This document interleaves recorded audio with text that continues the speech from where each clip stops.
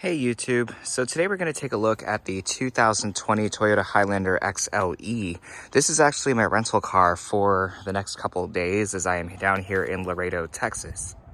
This vehicle has been absolutely quite a gem, and honestly I have to say, even though I was going for something like a RAV4, I'm really glad we got this because this has been actually a really good family vehicle for the situation that we are currently in.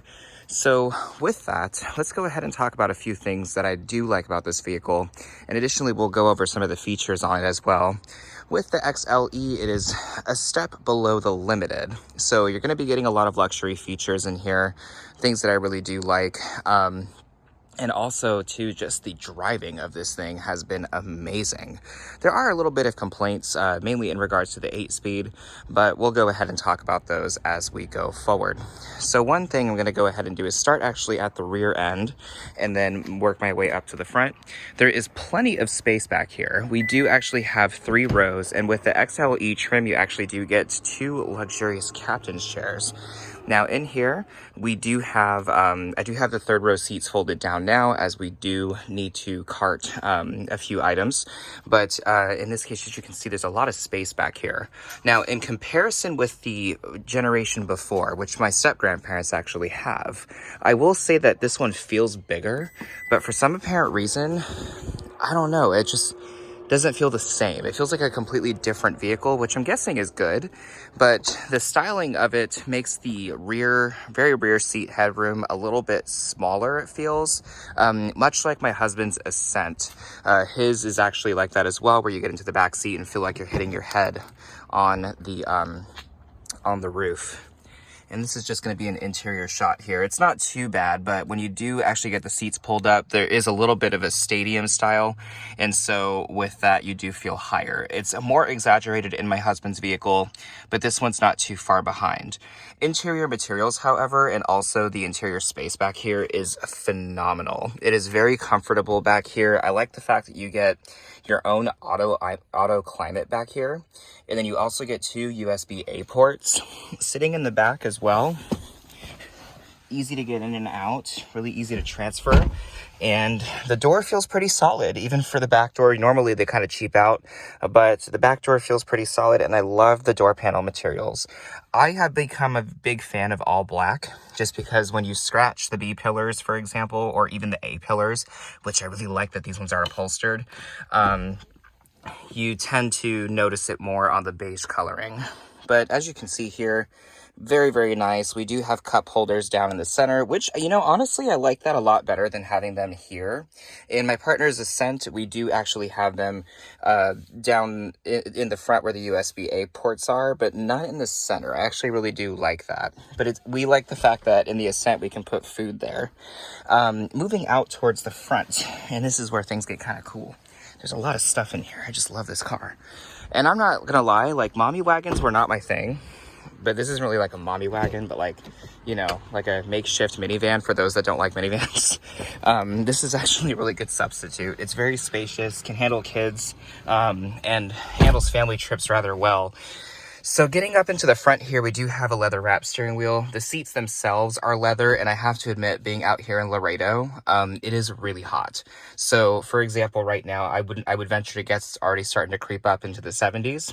I'm going to leave the car off as much as I can, but if it does get too hot, I will turn it on and turn the AC on. So this vehicle is very ergonomically friendly. One thing I will say is I like the fact that everything is just laid out simply in a line. Your auto start stop, which I have to admit is not very intrusive. It only comes on when you step on the brake hard.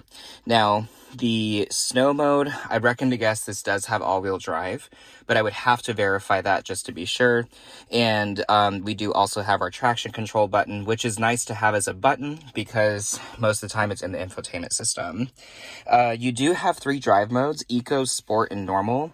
Eco has been not too bad. I've been driving it in Eco most of the time. The transmission does like to upshift a lot, and so Eco can get a little intrusive in the city, but it hasn't been something that's been unbearable uncomfortable or uncomfortable. I do love the fact that you do have a significant amount of storage as cubbies in the dashboard. This is much like my partner's Ascent, which I really do like.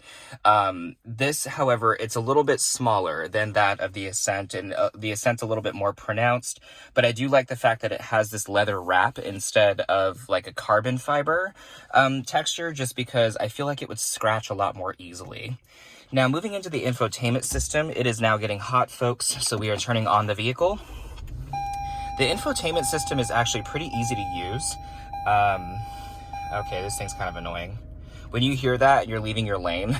Really obnoxious. But the infotainment system is really easy to use. You know, there's no surprises when it comes to it. It is a Toyota. So with that, I promise to drive and obey the rules. Everything is pretty laid out and simple, but then you can ultimately dig into other menus, which of course you now have, in the Toyotas, you have Apple CarPlay. They've been so hesitant to do it, but I'm finally glad that they did it. But you're able to set up your phone. It's actually not too bad, but setting up our phone, we did have a little bit of an issue in the beginning. We did notice, however, that out of the 3 USB ports, only one of them actually connects to Apple CarPlay as the master. And so we were like, what the hell? This car doesn't have Apple CarPlay? And then sure enough, we found it. And I was like, watch the one in the center that's by itself be the only one that connects to Apple CarPlay. And sure enough, that's what it was. We are able to activate the rear climate back here, turn it on and off. And additionally, we do have dual zone automatic climate control, heated seats, which I have to admit will burn your back and stick you to there. It's like literally cooking you. But I have to admit, for winters, that would not be bad. Moving into the center display here, or not the center display, the driver's seat, you do have everything accessible via the steering wheel. For example, your lane keeping assist, your forward, not collision, your adaptive cruise control. You can even change, oh, this is actually where it is. I just figured that out. You can actually change the song, but on this side is where the volume's controlled, and then you also are able to toggle through the screens on the center via these buttons. So as you can see here, I do have to put the car, actually, you know what? It did this to me yesterday too. I was trying to film yesterday, and for some apparent reason, it wouldn't let me do anything until my seatbelt was actually on. So, way to get blocked, man. So, okay, so you see that seatbelt is on. Now I can toggle through the menus. So we do have driving support here, where it is going to monitor whether or not you're leaving your lane, and it is rather loud if you do so. Now, moving down here is where you can see your audio. Additionally, your safety system status, so your pre-collision system, blind spot monitor. This does have rear cross traffic alert as well. All of these you can set, and then your settings is actually where you would actually turn these on. Right now I do have everything else on, but what I don't have on is the lane keeping assist. Unfortunately, this car did take a curb or two, so right now the alignment is slightly off, and it is one of those where instead of keeping you centered, it'll throw you from side to side in the lane. I figured this out recently. This does have automatic headlights, and then this is actually how you reset your trip computer. One thing I will say, guys, for a V6 engine, this thing did super well on fuel. This thing has already gone probably 250 miles, and we're not even at a half a tank. This is powered by the 3.5 liter V6 that is very commonly seen in Toyotas, and it is mated to an 8-speed transmission. Base models, this one actually would be a front wheel drive, so it is utilizing that powertrain. But if I'm not mistaken, I'll check if there's a drive shaft underneath, but this, I would reckon this would be an all-wheel drive just because of the ability to go into snow mode. Engine, I don't really have any complaints. It is 295 horsepower, so a little less than that of the V6 Camry, which puts out 301.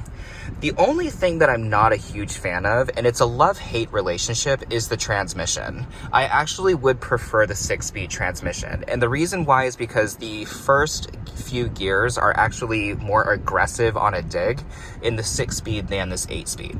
However, one thing I will say is when you're on the highway and you need those lower gears, this 8-speed pulls through, and I mean pulls. What it will do is it kind of pauses for a second and then slides into the gear, and that's kind of something I do like. There's a slight delay, but once it pulls, man, it's gearing to actually accelerate fast is perfect. So it's a love-hate relationship with it, but I will say that this vehicle has been an absolute gem in regards to highway cruising with those low RPMs, and additionally the closer ratios, like, you know, it's 6th, 7th, and 8th. it's so much better in terms of needing to downshift. It's not intrusive by any means. So there's a trade-off, you know, lack of acceleration in the beginning. However, you get a tremendous amount of passing power, and then also you get a tremendously amazing highway drive. So that's one thing I will say, is there's a trade-off between, you know, having it more aggressive on a dig rather than on a doing a passing merge or something along that sort. But in this case, these are my first impressions of the Highlander. We'll go ahead and do a driving video at one point. But yeah, this is the 2020 Toyota Highlander XLE trim.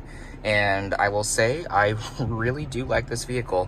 One last thing before I go, this does actually have wireless charging. So yeah, you just set your phone there and let it charge away.